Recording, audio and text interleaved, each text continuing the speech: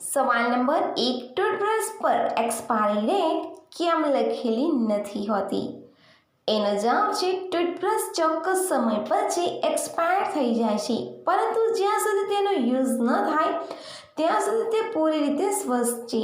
આનો અર્થ એ થયો કે ટૂથબ્રશની એક્સપાયરી ડેટ યુઝ પહેલા દિવસથી ગણવામાં આવે છે, ઉત્પાદનના પહેલા દિવસથી નહીં.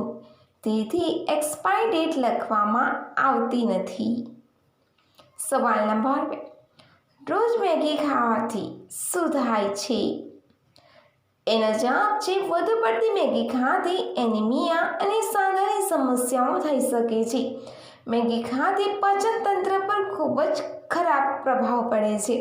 ખાલી પેટે મેગી ખાવાથી ગેસ થાય છે.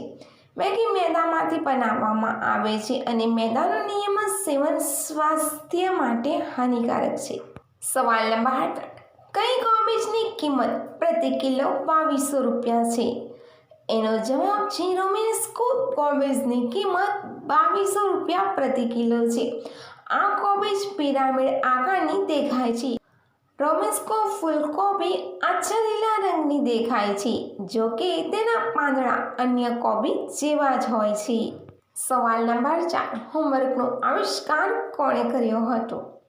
એનો જવાબ છે હોમવર્કની શરૂઆત ઇટાલિયન શિક્ષક દ્વારા કરવામાં આવી હતી. તેમણે 1905માં હોમવર્ક શરૂ કર્યું હતું અને ત્યારથી જ આજ સુધી તે ચાલુ છે. સવાલ નંબર 5, કેવી જગ્યા હોય તો આખી રાત લઈ શકે છે? એનો જવાબ છે શાંત.